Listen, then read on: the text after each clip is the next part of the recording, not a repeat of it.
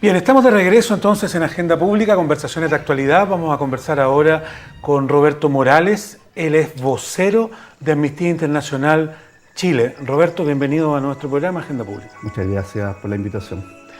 Estamos conversando de algunos temas que son tan importantes para la sociedad y, por cierto, para el trabajo que hace Amnistía Internacional, que es una organización de defensa de los derechos humanos a nivel internacional y que tiene su capítulo, su representación en Chile. Ya le vamos a preguntar a Roberto para que nos explique un poco cómo funciona Amnistía Internacional en Chile.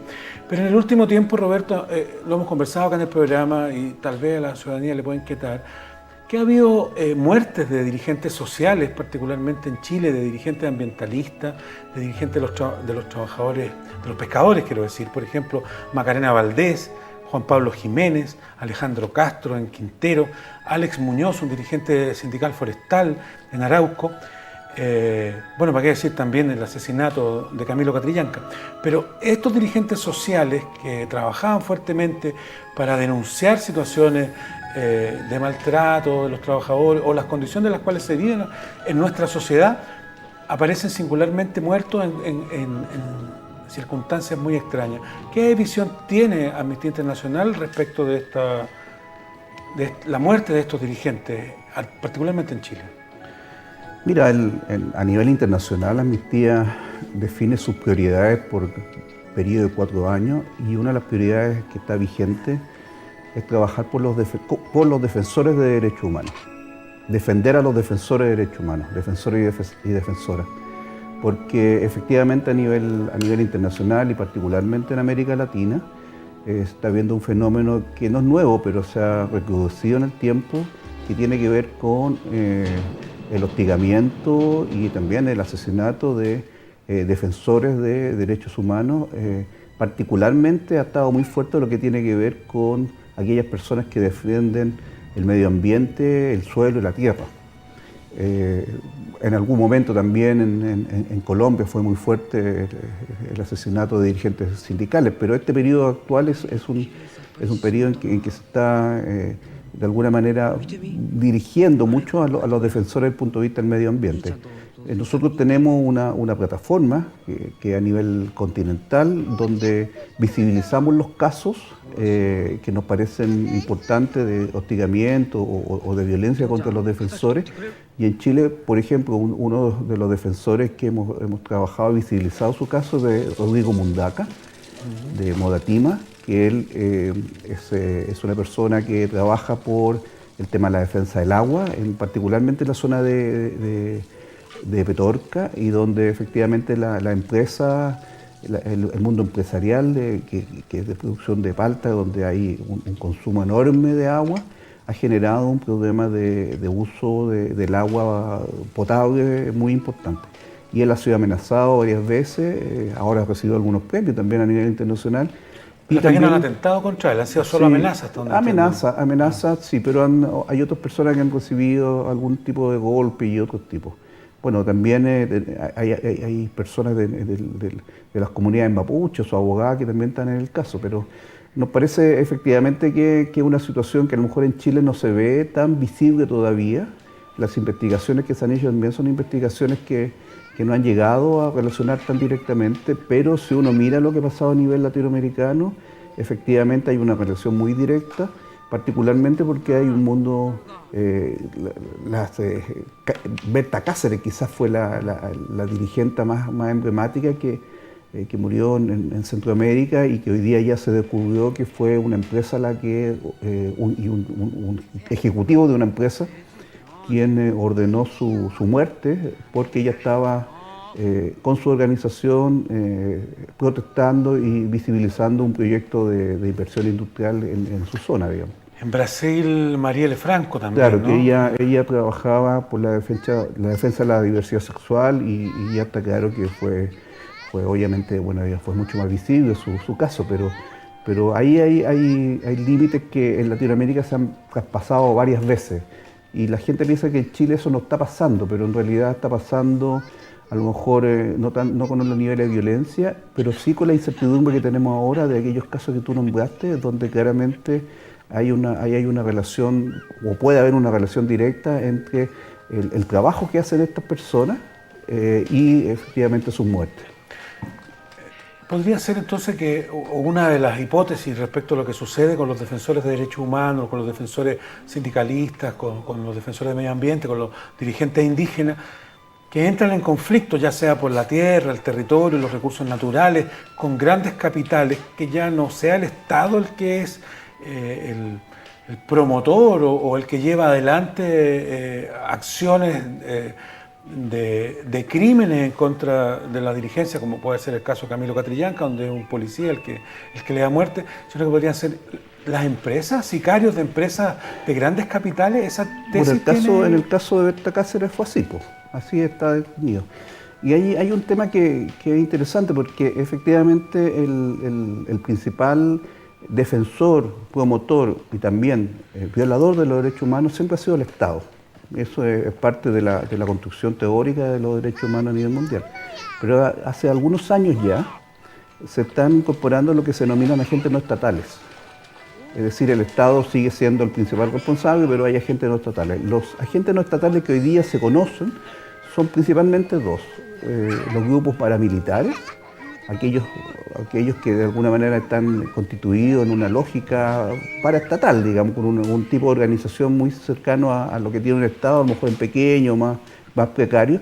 Y el segundo grupo de vulneradores de derechos humanos son las empresas. Y la empresa, obviamente no pensando en que ellos van a llegar a asesinar a alguien, pero sí la empresa desde el punto de vista de su comportamiento empresarial, cómo ellos se comportan frente a la sociedad. Y Chile, por ejemplo, está en la delantera de implementar un Plan Nacional de Derechos Humanos y Empresas, ya hace un año, está en proceso de implementación, donde claramente se reconoce a la empresa por su poder, desde el punto de vista económico, desde el punto de vista de su actuar, de sus negocios, por el impacto que eso produce, como un agente no estatal, que también es un agente que puede vulnerar los derechos humanos y por lo tanto efectivamente se ha convertido en un actor que hay que mirarlo con bastante más detención desde el punto de vista de los derechos humanos que hace algún tiempo, ¿no? Vamos al caso mapuche entonces, el asesinato de Camilo Catrillanca, para entrar un poco en el conflicto entre el Estado Nacional y el pueblo mapuche. Entonces, ¿tú consideras, o para Amnistía Internacional en este caso, también la presencia, por ejemplo, de grandes capitales transnacionales o incluso nacionales, como las forestales, sería potenciar la acción represiva del Estado? ¿El Estado, te lo pregunto de otra manera, sí, ¿el Estado toma partido por las empresas que están en conflicto con el mundo mapuche? Bueno, partamos un poco por la realidad que es más dura que es en los países latinoamericanos, y efectivamente hay una relación de los agentes estatales con las empresas. Eso está aprobado, hay investigación y por lo tanto... En el caso chileno, las investigaciones que existen no han podido demostrar fehacientemente eso, ¿no? Pero claramente, si uno va por los ejemplos que se dan en otras partes del mundo, sí hay una relación, o puede haber una relación directa, ha habido una relación directa en algunos casos, como lo que te contaba con Berta Cáceres, donde en el fondo quien actúa es una empresa, ¿cierto? Asesina a una dirigente social, y la justicia, que debiera cumplir sus funciones como ente del Estado, en fondo va generando impunidad frente a esos delitos. Entonces, claro, ahí hay una relación también directa de protección, de no generar los procesos de investigaciones adecuados, rigurosos, y por lo tanto, claro, ahí hay una complicidad desde el punto de vista de los Estados frente al impacto que pueden generar las empresas. En Chile eso no está tan claro, pero sí hay una relación directa entre los proyectos empresariales y la vulneración de derechos humanos desde el punto de vista ambiental, por ejemplo, que hoy día obviamente es bastante más conocido, está más visible, lo que pasa en Quintero Puchuncaví, ¿cierto? Lo mismo que pasa en el sur, lo que pasa aquí en Colina, Lampa y Quintil. O sea, obviamente hay un impacto desde el punto de vista de la acción empresarial frente a la sociedad. De hecho, uno de los principios que se basa el Plan Nacional de Derechos Humanos y Empresas, que tiene que ver con una propuesta de Naciones Unidas, por supuesto no fue inventado aquí en Chile, es lo que se llama la diligencia debida. Es decir, las empresas cuando generan su negocio, cuando desarrollan su negocio, deben deben preguntarse si lo que están haciendo efectivamente impacta a la sociedad. Y si lo hace, tiene que modificar su modelo. Y esa diligencia de vida es muy importante, porque en el fondo lo que está diciendo, usted no haga responsabilidades empresariales, compórtese empresarialmente de una manera adecuada para lo que la sociedad le pide. Pero de todas maneras, en otra parte, le dice, el Estado sigue siendo el principal responsable de los impactos desde el punto de vista de derechos humanos de la sociedad, y por lo tanto el Estado lo que tiene que hacer es permanentemente monitorear lo que están haciendo las empresas para que éstas no vulneren los derechos humanos. ¿Y no se siente que hay un poco de debilidad del Estado, del Estado como instituciones específicas, como políticas públicas, como parlamentarios, ante el poder económico de ciertas empresas?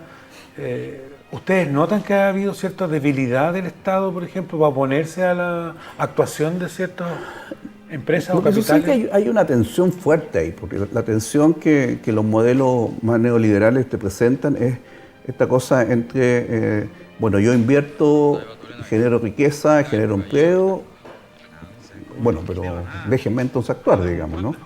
Y los estados lo que buscan es generar entonces mejores, qué sé yo, condiciones de vida laboral o generar ingresos para un sector determinado, y lo que hacen entonces es empezar a flexibilizar para que estos negocios puedan instalarse, ¿no?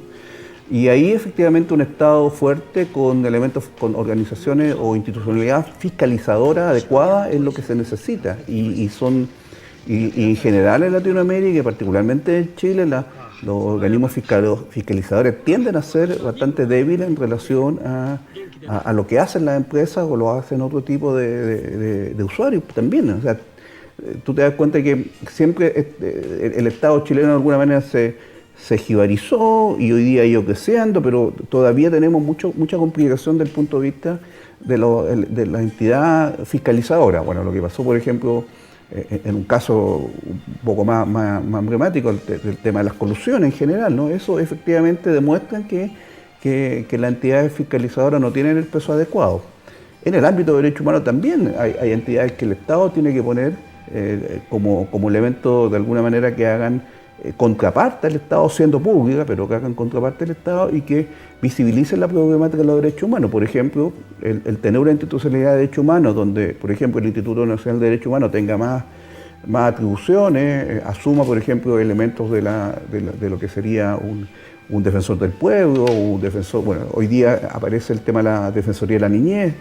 Esa institucionalidad es muy importante para efectos de mantener y de alguna manera visibilizar la problemática y las tensiones que hay entre el Estado y la sociedad civil. El Instituto de Derechos Humanos no solamente, si uno ve todas las investigaciones, por ejemplo, no solamente tiene investigaciones en las temáticas más clásicas de derechos humanos, también tiene investigaciones, por ejemplo, en el caso de Petorca, en Las Paltas, también hicieron levantamientos. O sea, el amplio espectro de los derechos humanos pueden ser abordados por una institución que de alguna manera tiene que, siendo pública, tiene que de alguna manera generar independencia para la investigación y para sus decisiones. Escuché esta semana al dirigente Aucán Camán señalar que al Estado de Chile se le había ido de las manos el conflicto con el pueblo mapuche y que ya no tenía, no sé si fue las capacidades, pero que tenía que intervenir un organismo internacional en el conflicto entre el Estado de Chile y el pueblo mapuche, y él proponía que fuera el Alto Comisionado de Derechos Humanos, independiente que estuviera en él Michelle Bachelet. Él lo que planteaba era, junto con los dirigentes que se reunieron en Tomucuicui, que debiera ser un organismo tipo Naciones Unidas. Yo agregaría que podría ser a lo mejor una intermediación como la que hizo el Papa para el conflicto Chile-Argentina. ¿Ustedes cómo lo ven? ¿El tema es todavía posible como Amnistía Internacional Chile? ¿Es posible todavía resolverlo en Chile o la participación de un organismo internacional como Naciones Unidas u otro, el Papa, vaya a saber uno quién, podría contribuir a avanzar en la resolución del conflicto? Bueno, nosotros siempre hemos dicho, primero, que el conflicto de la Araucanía es un conflicto político y que por lo tanto hay que generar las condiciones del diálogo político y en ese sentido cualquier ente, ¿cierto?, que pueda aportar nacional o internacional debe hacerlo, pero para eso se necesita primero acuerdos internos, porque cualquier ente que pueda participar tiene que estar validado por los actores que están en el propio territorio y los actores políticos chilenos. Ahora, hay instrumentos internacionales que en el ámbito de los derechos humanos que pueden servir, por supuesto, particularmente el convenio 169 de la OIT, donde establece una serie de elementos que claramente pudiesen avanzar sustantivamente en la lógica de relación entre el pueblo mapuche y los otros pueblos originarios, indígenas y el Estado de Chile. Por lo tanto, hoy día quizás uno podría decir, empecemos a usar los instrumentos que internacionalmente ya están aprobados por el Estado de Chile y otros instrumentos, no solo el 169, pero otros. Ahora, el que haya un organismo internacional efectivamente puede ayudar, pero siempre que eso tenga un acuerdo político interno. Entonces, de nuevo volvemos a lo mismo. O sea, primero hay un acuerdo político, cómo enfrentar el tema, y luego tú pones los actores y los mediadores, quiénes son los necesarios. Hasta ahora el acuerdo político todavía no se ve tan claro, ¿cierto? Salvo el plan de Araucanía, que de alguna manera mira esa mirada más bien de un acuerdo político, pero lo que no puede haber es un acuerdo, trabajar en un acuerdo político, por otro lado generar una lógica de represión permanente contra el pueblo mapuche, que es lo que está además levantado en investigaciones. Nosotros tenemos al menos 2 investigaciones que han visibilizado, uno, por ejemplo, la violencia policial permanente del pueblo mapuche, no de ahora, de hace bastante tiempo. El Instituto de Derechos Humanos sacó ahora, creo, un estudio también sobre el tema, y lo que significa la aplicación de la ley antiterrorista también al pueblo mapuche, que claramente, a nuestro juicio, la ley antiterrorista ha sido criticada por muchos organismos internacionales y se sigue aplicando, pero además nosotros levantamos la información sobre el caso de los asesinatos del matrimonio Luxinger, y efectivamente, a juicio de un análisis, técnico de ese juicio, nuestra recomendación es que ese juicio se anulara. Entonces, si tú vas sumando elementos en la problemática, por cierto, la discusión política también tiene que ir acompañada de ciertos cambios en la lógica de relaciones, en la violencia policial, bueno, lo que pasó con Camilo Catrillan, que fue dramático, pero era como bastante esperable que sucediera algo así. A lo mejor, claro, el tema con Camilo es que además él, de ser un joven, digamos, que tenía presencia desde el punto de vista del liderazgo, era hijo y nieto de personas que son importantes en el pueblo mapuche, por lo tanto tiene una connotación además más compleja desde el punto de vista de lo que sucede. Pero efectivamente era muy esperado que sucediera algo como eso, porque si tú pones un equipo que está militarizado con armas de alto poder y estás poniéndolo casi para hacer el cuidado cotidiano, es probable que eso sucediera, digamos. Entonces ahí hay decisiones que son políticas también y que van por un camino absolutamente errado y equivocado, pero además distinto a la solución más política del conflicto. Para seguir en el tema mapuche, en la interpelación que hace la diputada Emilia Nullado al ministro del Interior, Andrés Chadwick, en algún momento en la intervención, o en la interpelación más bien, ella le hace una pregunta muy concreta y le dice: ministro, dígame, ¿usted cree que hay terrorismo en Chile, y en particular en la Araucanía? Y el ministro le contesta que sí. Quiero repetir la pregunta al vocero de Amnistía Internacional. Roberto, ustedes como Amnistía Internacional, ¿creen que hay terrorismo en Chile y particularmente hay terrorismo en la Araucanía? Mira, lo que sucede en esto, para tratar de explicar un poco más el tema, porque yo creo que de repente se hacen definiciones que son muy livianas sobre situaciones que son muy complejas, digamos. Obviamente el concepto internacional de terrorismo tiene una definición, tiene un sentido, el acto terrorista busca entonces generar un ambiente en la sociedad, pero también tiene que tener ciertos elementos que de alguna manera diferencian un acto delictual de un acto terrorista. En el caso, por ejemplo, por decirte algo, a nivel internacional se entiende que cuando hay un acto donde hay pérdida de elementos materiales y no hay pérdida de vida humana, eso en sí mismo no es un acto terrorista. Ahora, más allá de que si hay o no terrorismo, porque yo creo que esa es una cuestión que empieza uno a dar vuelta, lo importante es que lo que tú determines es lo que está sucediendo realmente en una zona que tiene características muy especiales y donde hay una historia de usurpación frente a un pueblo por parte de la sociedad y donde el Estado ha sido de alguna manera incapaz de poder parar esa usurpación y ese estado de relaciones que se está dando sobre un pueblo originario que además en todas partes del mundo se reconoce que tiene un estatus especial frente a la sociedad en conjunto. Entonces, claro, ahora, lo que más se complica en Chile es que además tú le estás aplicando a esas acciones que puedes catalogar o no de terroristas, le estás aplicando una ley que está condenada por todos los organismos internacionales y donde efectivamente todos los expertos señalan que no se dan las debidas, los elementos del debido proceso, por lo tanto, estás generando un círculo complejo, ¿cierto? Que además va profundizando este tipo de relaciones. Por eso tú tienes que de alguna manera mirar esto y tratar de poder limpiar tu mirada y parar y empezar en una relación política mucho más abierta también y más sana, digamos. A propósito de actividades internacionales, el gobierno del presidente Piñera declinó firmar el Pacto Mundial por la Migración. ¿Por qué razón? ¿Qué hay de fondo? ¿Por qué hay tanta resistencia con la migración, con migrantes en Chile? Sí. ¿A juicio de ustedes? Mira, te voy a responder eso, pero hay un dato que también es importante.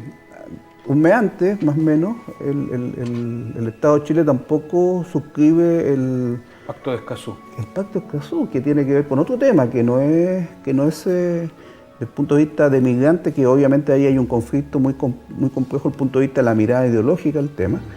Y eso marca un dato también muy relevante, porque ese pacto tenía que ver, también era reconocido como un pacto en el ámbito de los derechos humanos, y tiene que ver entonces con cómo efectivamente todo el resguardo desde el punto de vista medioambiental empieza a tener más soporte para poder que la sociedad civil pueda actuar de mejor manera a nivel nacional e internacional frente a ciertos hechos. Y ahí vamos a mirar, parece que no conviene tener ese pacto, porque ahí está la relación con las empresas, bueno, un poco lo que estábamos conversando anteriormente.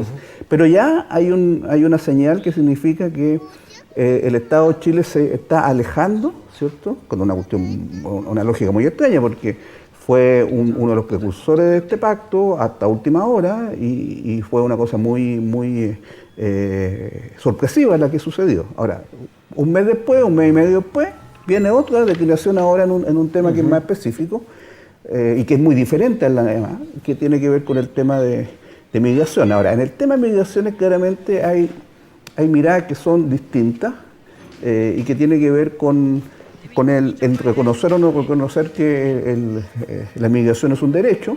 Otra discusión semántica que se ha dado, porque de todas maneras, más allá que el concepto de migración no esté explícitamente definido en un convenio internacional, sí en la Declaración Universal de Derechos Humanos se reconoce el derecho humano de la libertad de movilidad. Por lo tanto, uno puede desprender eso. Pero más allá que eso, lo que uno puede decir, ya, da lo mismo, porque en realidad los migrantes son sujetos de derechos humanos. Por lo tanto, es una discusión que no tiene mucho sentido, ¿te das cuenta? Ahora, ellos lo que hacen, y por eso te hago la relación con el otro pacto, lo que hacen es visibilizar elementos que normalmente tiene cierto sector más ideológico que habla, que busca que en el fondo los acuerdos internacionales en cualquier ámbito que sean no avancen tanto que signifique que, por ejemplo, pueden pasar a llevar la soberanía nacional, ¿cierto? Ese es un tema, y es un tema que se repite en los dos pactos, o en los dos casos, que es la misma lógica que tiene Trump y que tienen otros presidentes a nivel mundial, donde dicen, oye, estos acuerdos internacionales no pueden ser tanto que van a pasar a llevar la soberanía nacional, cosa que en general, si tú asumes el trabajo de una globalidad, en la globalización y en organismos internacionales, por esencia, por principio, siempre va a haber, ¿cierto?, una condición de los estados que asumen el que efectivamente las fronteras se amplían y hay un concepto internacional, por ejemplo, la Corte Penal Internacional. Estamos hablando de elementos que van más allá del Estado y el territorio. O sea, ese es un tema. Y lo segundo tema es que efectivamente se han dicho hasta falsedades también frente a este tratado. Uno es el tema de la soberanía. El otro es que no se hace diferencia entre la migración regular y la irregular, cosa que no es así, efectivamente está relativamente claro. Y lo otro es que efectivamente lo que hace es que pone el tema de la migración como un tema de trabajo internacional y que por lo tanto es cierto que efectivamente los estados tienen que comprometerse a más cosas, porque eso es la idea. La idea es que cuando tú haces un trabajo a nivel internacional y hay acuerdos internacionales, lo que esos acuerdos aportan son estándares que los estados empiezan a tratar de lograr también, porque esa es la idea, ¿cierto? O sea, tratamos de alcanzar ciertos estándares porque eso, al parecer, es la mejor manera de enfrentar una temática, en este caso la migración. Bien, queremos agradecer, yo tenía la intención de conversar un poco, pero solo lo voy a mencionar. Queríamos invitar a Amnistía Internacional, entre otras cosas, para conversar de los 70 años de la Declaración Universal de los Derechos Humanos. No alcanzamos, pero ya tendremos ocasión. Más bien lo hablamos, los derechos humanos puestos en distintas actividades. Así es que te quiero agradecer, Roberto, por estar con nosotros. Roberto Morales, el vocero de Amnistía Internacional. Muchísimas gracias por venir. No, muchas gracias a usted y para aquellos que les interese el trabajo que nosotros hacemos, los invitamos a entrar a nuestra página www.amnistia.cl y ahí pueden encontrar todas las cosas que estamos haciendo. Entre otras cosas, una campaña por los defensores de los derechos humanos, que en el caso nuestro, a final de cada año hacemos lo que se llama Escribe tus derechos, que hacemos una carta para gente de carne y hueso que está siendo perseguida, o en el caso de Mariel, para su familia, para hacer un reconocimiento a su labor. Ya está, ahí se puede ingresar entonces a amnistía.cl. Sí. www.amnistía.cl. Nosotros vamos a aprovechar de mencionar dónde puede ver este programa después de la transmisión por el cable. Esto es en el diario electrónico elminuto.cl, tal cual, www.elminuto.cl, ahí está en pantalla. Y también en el diario digital Poder y Liderazgo, www.poderyliderazgo.cl, son los dos lugares donde puede ver. Y finalmente a nuestra amiga de peluquería Sumun, a la que usted puede acceder también cuando quiera. Ahí está, peluquería Unisex, ubicada en Providencia. Así es que muchísimas gracias a ustedes por acompañarnos. Estaremos el próximo domingo con otros interesantes entrevistados y entrevistadas. Muchas gracias. Esto fue Agenda Pública, conversaciones de actualidad.